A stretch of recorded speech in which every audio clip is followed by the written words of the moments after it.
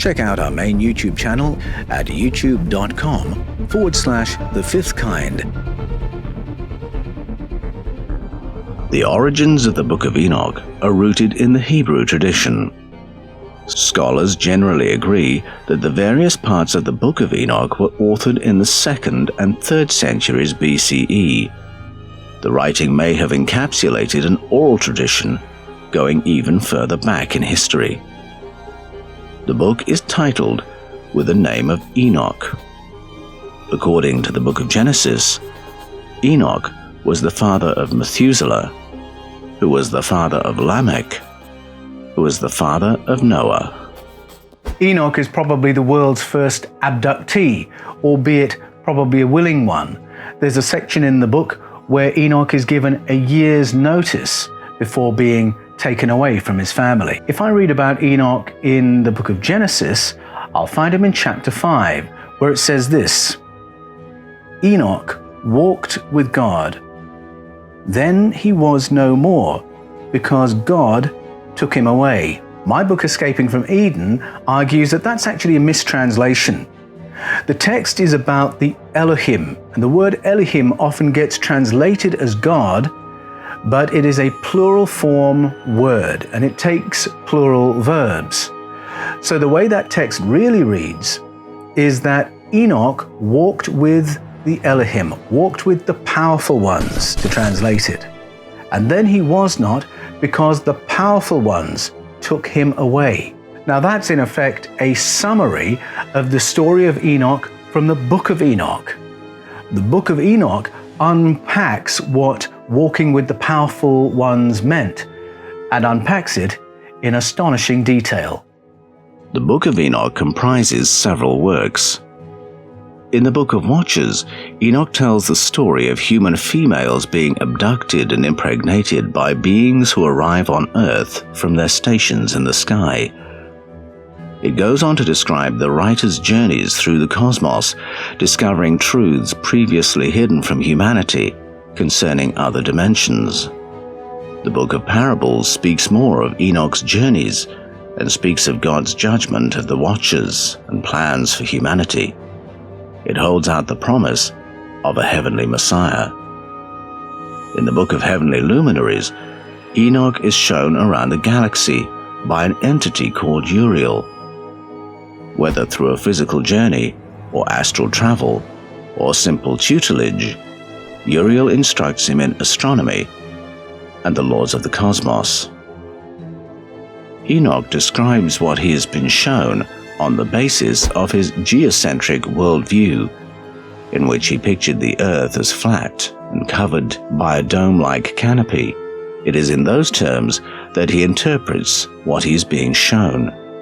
And yet the motif of a human being shown astronomy by an advanced being finds echoes elsewhere in the Hebrew tradition. The prophet Ezekiel describes his experience in more physical terms. The prophet Ezekiel reports an experience of being picked up in a flying craft. In his experience, a human-like pilot flies him around various cities of ancient Iraq before finally depositing him in Tel Aviv. In the past, scholars have assumed that Ezekiel was describing a vision.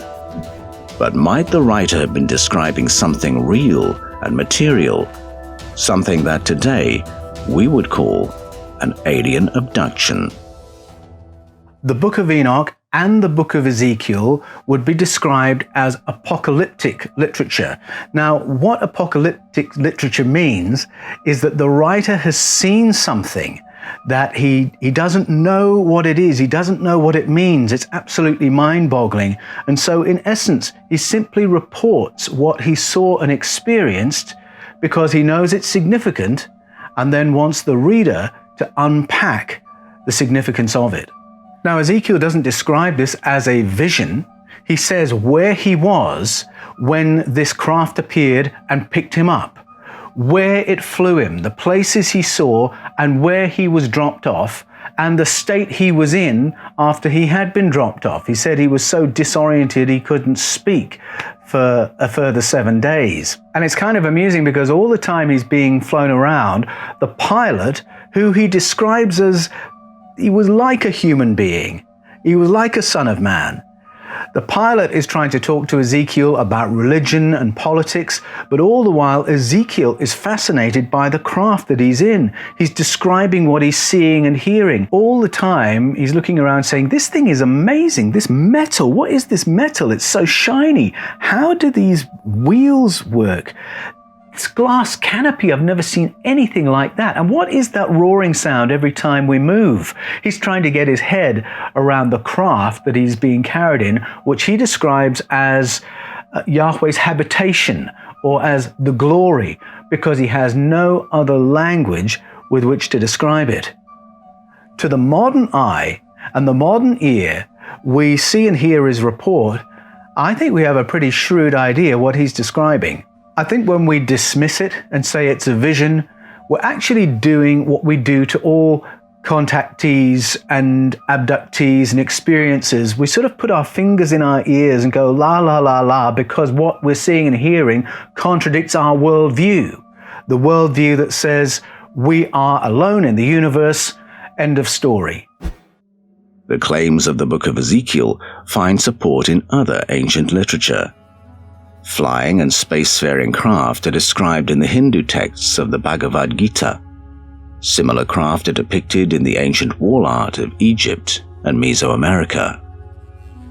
In the book of Enoch, the writer describes journeys which take him far beyond those of Ezekiel and even far beyond our solar system.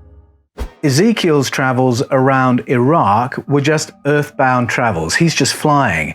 Whereas Enoch describes travels around the galaxy, and he's being guided by this strange entity called Uriel, a non-human entity.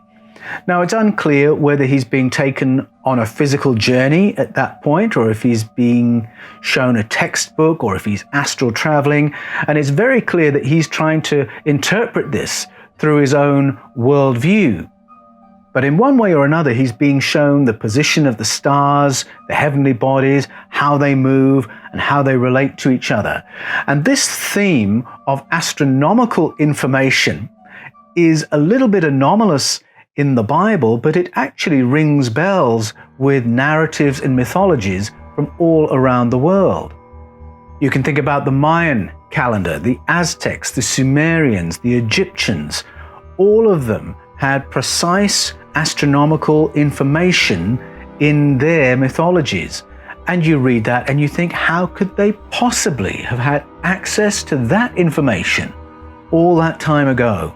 One of the most dramatic examples is the Dogon people of Mali. When the anthropologists got into conversation with their shamanic elders, they spoke about information they had to do with the Sirius star system. First of all, they knew that there was a 3-star system, something we didn't know about until the 20th century. And when the anthropologists asked them, how do you have all this information about the Sirius star system? They said, oh, we learned that from the people who taught us. They were from Sirius C. So there's a pattern in the world's ancestral narratives and ancient mythologies of precise astronomical information being encoded within very ancient stories. And we can see aspects of that, an echo of that, in the book of Enoch. He's getting his information from a non-human entity called Uriel, who's giving him a little bit of an education on the solar system. The Fifth Kind. Click on the links in the description to watch the full video.